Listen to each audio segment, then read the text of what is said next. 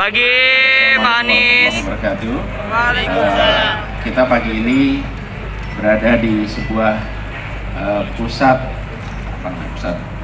daur ulang Jakarta Recycle Center. Pak Kadis, silakan jelaskan dulu sebagai pembuka. Silakan Pak. Iya, terima kasih Pak Gubernur, Ibu Gubernur, Pak Wali Kota. Jadi pagi ini Pak Gubernur tadi sudah meninjau pilah sampah dari rumah, dan kemudian hasil pilahan dari rumah itu kita bawa ke Pusat Edukasi Jakarta Sadar Sampah ini. Di Pusat Edukasi Jakarta Sadar Sampah ini akan ada 3 TPS. Pertama adalah TPS 3R yang akan kami bangun, insya Allah di bulan Desember selesai. Kemudian ada TPS Limbah B3, dan yang di lokasi ini Jakarta Recycle Center ini akan menjadi pusat daur ulang sampah organik maupun anorganik dari warga tersebut. Jadi semua sampah kita pilah dulu di TPS 3R, kemudian kita lakukan proses lebih lanjutnya di tempat ini. Seperti kita lakukan pressing, kemudian nanti dari hasil olahan dari sini kita serahkan ke para vendor industri daur ulang yang ada di beberapa kota di Indonesia. Itu Pak Gubernur lebih kurangnya. Jadi memang dari hulu ke hilir Pak. Teman-teman sekalian, yang kita lihat di tempat ini adalah sebuah paradigma baru ketika sisa dari apa yang kita gunakan dijadikan sebagai barang yang memberikan manfaat. Ketika mendengar kata sampah, maka asosiasinya adalah tanpa guna, dan di sini paradigma itu diubah. Sebagai gambaran, di tahun 2018 misalnya, jumlah tonase yang dibuang ke TPA itu 7.700 ton sampah per hari. Itu setara kira-kira dengan 405 bus gandeng Transjakarta kalau dijajarin tuh. Nah, sekarang kita mengedepankan sebuah model pengolahan sampah terpadu untuk mengurangi jumlah sampah yang masuk ke TPA. Model ini memang paradigma baru. Kenapa? Karena ada peran masyarakat.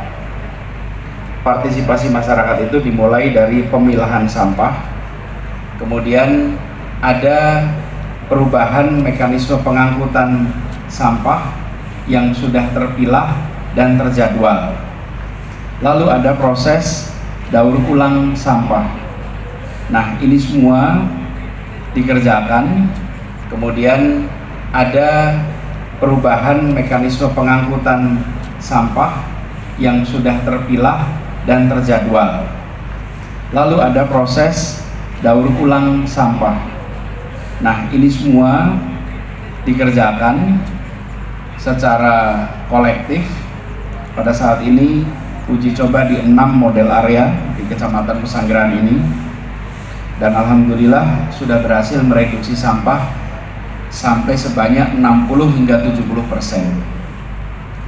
Keberhasilan ini diperluas ke seluruh Jakarta dengan Pergub nomor 77 tahun 2020 tentang pengolahan sampah lingkup rukun warga, dan juga Peraturan Gubernur nomor 55 tahun 2021 tentang pengurangan dan penanganan sampah serta pelatihan internal Dinas DKI Jakarta. Nah, di tahun 2021 yang dimulai dari uji coba di 6 model, sekarang ini telah diterapkan di 1.369 RW di Jakarta, kira-kira 50%, dan proses ini proses pembelajaran. Alhamdulillah sejauh ini sudah 13% dari rumah tangga yang konsisten melakukan pemilahan sampah.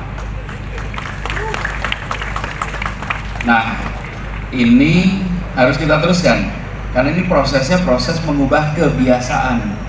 Dari kebiasaan tidak memilah menjadi kebiasaan memilah.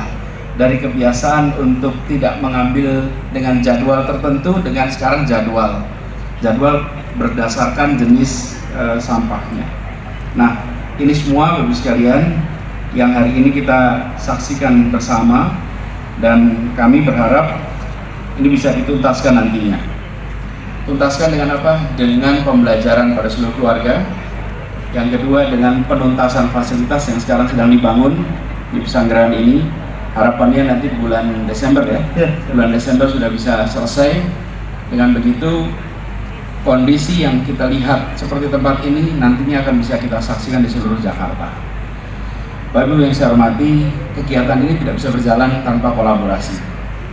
Nomor satu, saya ingin sampaikan terima kasih kepada PKK, Dasawisma, karena Dasawisma PKK yang berinteraksi langsung dengan warga, yang membantu mengajarkan, membantu membiasakan, dan telaten, sabar, mengajarkan perubahan kebiasaan itu bukan hal yang mudah. Namanya juga kebiasaan, sehingga perlu ketelatenan, perlu konsistensi. Kalau tidak ada mitra lokal di komunitas itu sulit sekali. Petugas DLH datang, waktu itu didengarkan, petugasnya pulang, tidak ada lagi yang membimbing. PKK, Dasawisma punya peran luar biasa. Nah, ini yang akan kita harapkan bisa terus ke depan. Kemudian kedua, kita punya kolaborator-kolaborator. Ini di belakang tadi ada banyak sekali kolaborator kita. Di belakang boleh tepuk tangan untuk para kolaborator kita di sini.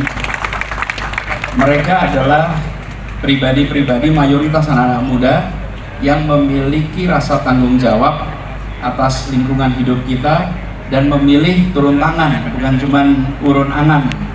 Mereka turun tangan langsung, berbuat langsung, dan kemudian bermitra dengan dinas lingkungan hidup. Kemitraan ini harus dijaga terus, dan saya berharap kepada DLH untuk jaga kolaborasinya, sehingga apa yang mereka kerjakan itu betul-betul dimanfaatkan oleh DKI.